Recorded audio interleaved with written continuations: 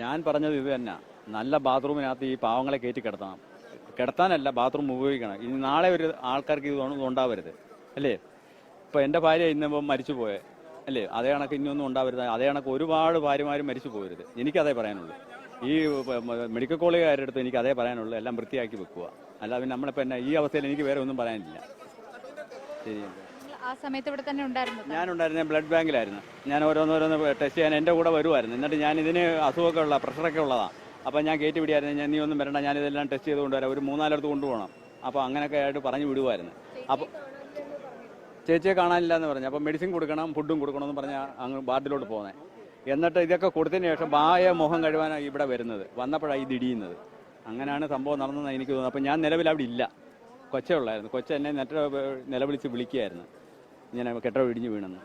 അങ്ങനെ ഓടി വരുന്നത്.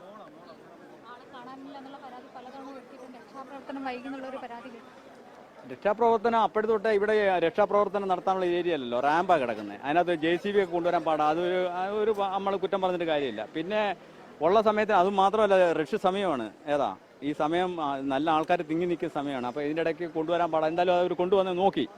പിന്നെ ഒരു ശകലം താമസിച്ചു പോയി, അല്ലേ?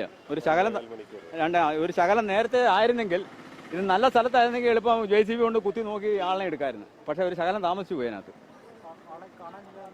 പറഞ്ഞപ്പം നമ്മളിവിടെയൊക്കെ തിരക്കി. അവിടെ ഉണ്ട്, കാഷ്വാലിറ്റി ഉണ്ട്, ഇവിടെ ഉണ്ട്, ഇവിടെ ഉണ്ടെന്ന് പറഞ്ഞ് ഞാൻ ഓടുമായിരുന്നു. അവിടെ ഒന്നും ഇല്ലായിരുന്നു. അപ്പോഴും മണ്ണിനടിയിലായിരുന്നു. ഏതാ അന്നേരം ഈ സ്ലാബിൻ്റെ അടിയിൽ കിടക്കുക.